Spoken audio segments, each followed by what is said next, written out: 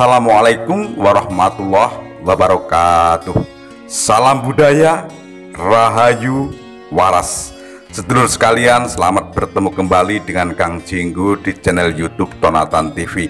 Kali ini kita membahas tentang sebuah lagu atau sebuah tembang karya Kanjeng Sunan Kalijogo yang diperkirakan demikian beredar pada abad 16.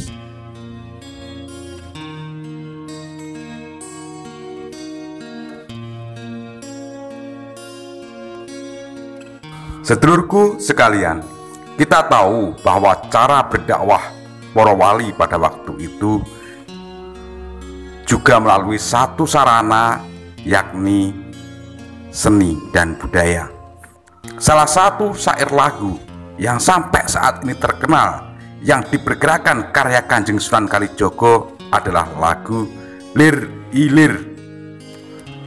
Lir ilir tandure rong sumilir, tak ijo royo-royo tak sengguh temanten anyar. Nah, di lagu itu Kanjeng Sunan Kalijogo sebetulnya melemparkan sebuah nasihat kepada kita dalam hidup dan mengarungi kehidupan ini. Bagaimana maknanya? Mari kita kupas bersama-sama.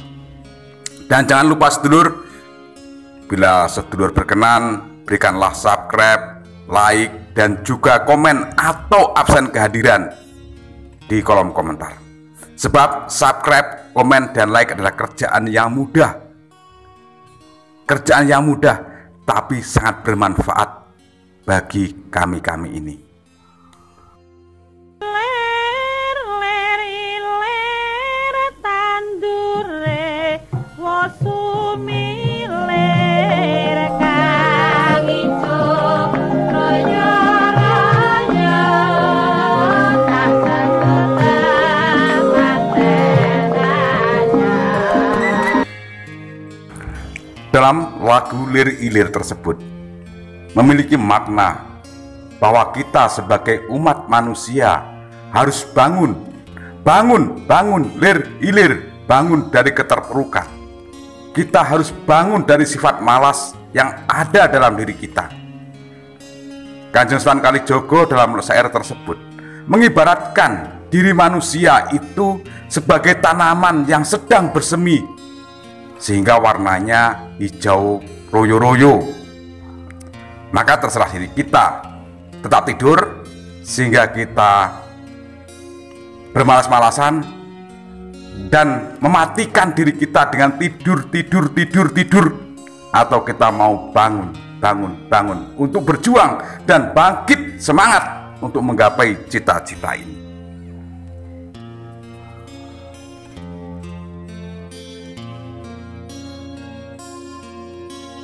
Apabila dalam jiwa dan raga kita yang diibaratkan tanaman yang sedang bersemi ini tak ijo royo-royo, tak sengguh temanten anyar. Jadi apabila tanaman dalam diri kita tumbuh besar, maka tentu saja kita akan mendapatkan kebahagiaan. Kebahagiaan itu layaknya pengantin baru. Jadi pengantin baru yang tengah berada di pelaminan, sehingga kebahagiaan itu nampak dan kita akan tersenyum bila tanaman itu terus berkembang pada diri, jiwa, dan raga kita. Cah angon penek no blimbing kuwi. Jadi kita adalah penggembala. Kita ini adalah penggembala diri kita. Kita menggembalakan pada nafsu kita. Nafsu kita itu mau kita bawa kemana, itu adalah kita. Kita sendiri yang memanajemennya.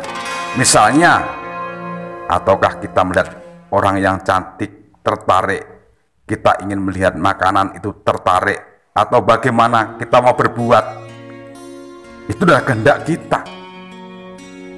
Maka kalau kita terpeleset dalam menggembalakan nafsu, mengikuti jalan iblis, maka kita gagal menjadi bocah angon yang angon terhadap nafsu kita ini. Kalau kita sudah gagal menggembalakan nafsu dan diri kita, mungkinkah kita bisa menarik orang lain untuk mengikuti kita?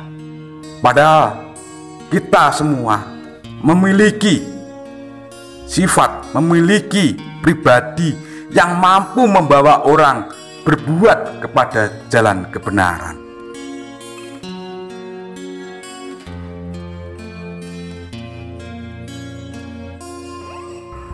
Sedulurku sekalian, ada yang berkata dalam lirik, cah angon penekno blimbing kui.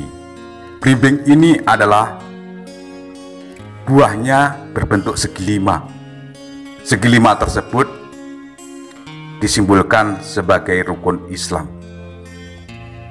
Jadi bagaimanapun susahnya, bagaimanapun lunyunya blimbing tersebut, kita harus memanjat agar mampu mendapatkan buah dari 5 buah yang bergerigi 5 itu.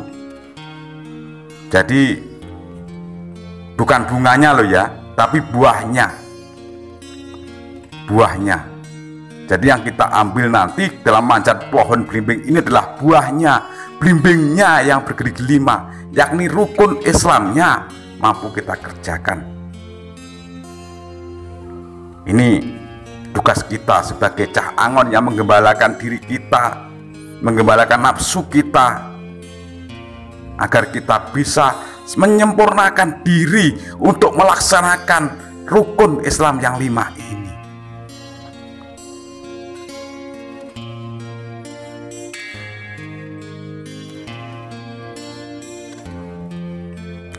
Lunyu-lunyu yo penek no, meskipun itu sulit jadi penek.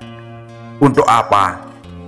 Untuk meraih blimbing yang bergerigi 5. Lunyu-lunyu yo penek no kanggo masuh dodo tiro. Jadi untuk apa?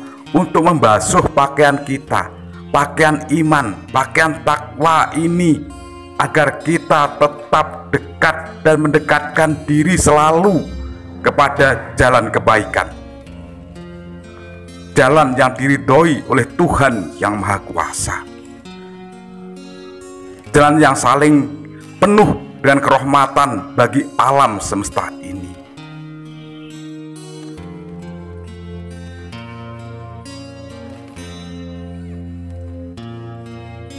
Dodo tiro kumitir bedaing pinggir domono jlumatono kanggo sebo mengko sore. Kan demikian. Selanjutnya pakaian itu dodo tiro yang terkoyak itu dijahit kembali, karena bedah pinggir ya dijahit kembali, ditambal. Jadi yang dahulu itu kita senantiasa berbuat tercela, senantiasa kita berbuat jahat, senantiasa kita bersifat buruk, maka dengan pelan-pelan kita perbaiki. Kanggo apa? Untuk sebo mengko sore, agar nanti di usia tua menjelang ajal kita tetap menjadi yang bermartabat. Kalau kita masa muda ini baik kepada orang lain, tentunya nanti di masa tua orang lain itu akan baik kepada kita. Kalau kita sayang kepada anak-anak kita, kita sayang kepada cucu-cucu kita, mereka pun akan sayang kepada kita nanti di usia tua. Ingat dan perlu diiling-iling, manusia itu dengan usianya berjalan menuju tua, tidak kok berjalan mundur menuju muda. Kalau sudah tua katanya seperti anak kecil kembali, jeluk mangan yo diladeni, kadang-kadang yo mlakono sing dituntun karena stroke dan sebagainya. Inilah yang harus kita senantiasa belajar kepada yang lain itu. Jadi semoga kita juga nanti di usia senja, di usia sore itu juga tetap bisa berjalan dalam tapak-tapak kebenaran ini, dalam tapak-tapak kebaikan ini, sehingga anak-anak muda, cucu-cucu kita juga sayang kepada kita. Maka marilah kita menjahit yang bedah pinggir itu untuk persiapan nantinya menuju ke alam akhir.